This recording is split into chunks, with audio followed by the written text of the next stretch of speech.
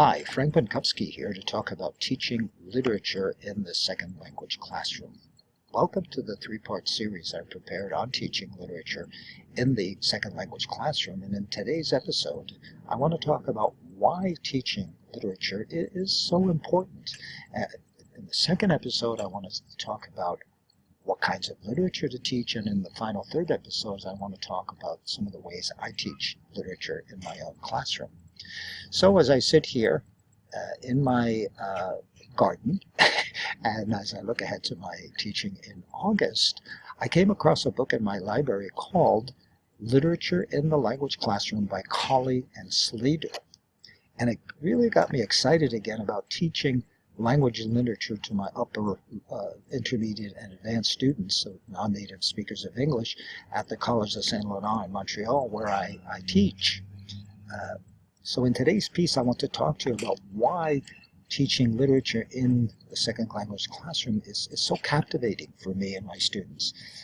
And I came across 7 good reasons that I want to share with you today for teaching literature. So first, we want to say that teaching literature exposes students, and me, to authentic, genuine language. It's not something trivial. It's past the test of time, and it's meaningful, and it speaks to people across cultures and time periods. Learners also have the opportunity to deal with different linguistic forms, communicative functions, just like a native speaker. So as Colley and Slater point out, second language learners have to deal with things, upper level, meaningful things like irony, exposition, argument, and narration. Teaching literature in the second language classroom is also culturally enriching. And I'm an American, have lived in Canada for a good part of my life, and also had the opportunity to study in the UK, so I feel particularly privileged in sharing my knowledge of the social and historical context, as well as the cultural meaning and values with my students in the literature we study. So I love teaching 19th and 20th century American, British, and Canadian literature. But more about that in the second episode, coming up shortly.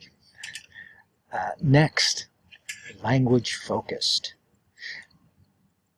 Teaching literature is language focused rather than, let's say, grammar focused.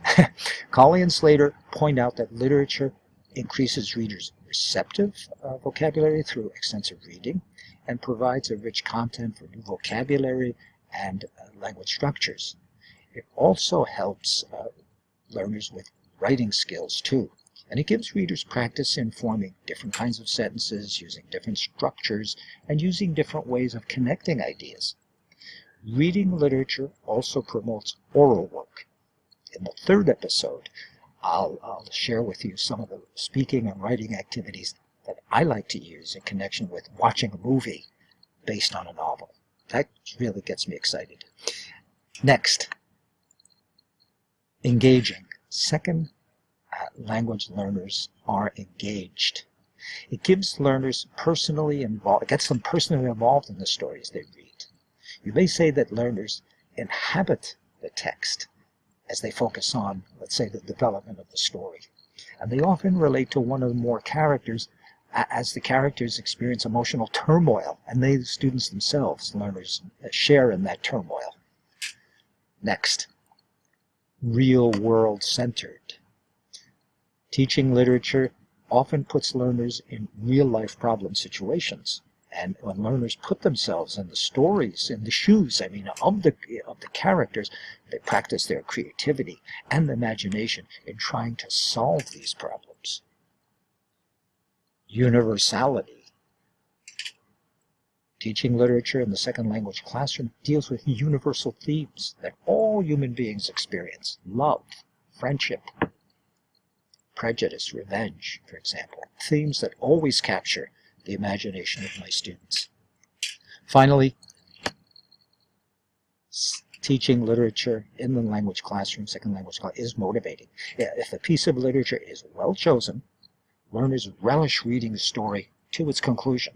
There's so many elements of a story, of a literary piece, the plot, the characters, its meaning, the language used, the social and historical context that get learners willingly talking and writing. So that's it. See you in the next episode on what kinds of literature to teach in the second language classroom. And I'm happy to say that this episode was brought to you by EnglishSchoolCourses.com, the marketplace for ELT. See you later. Thanks. Bye.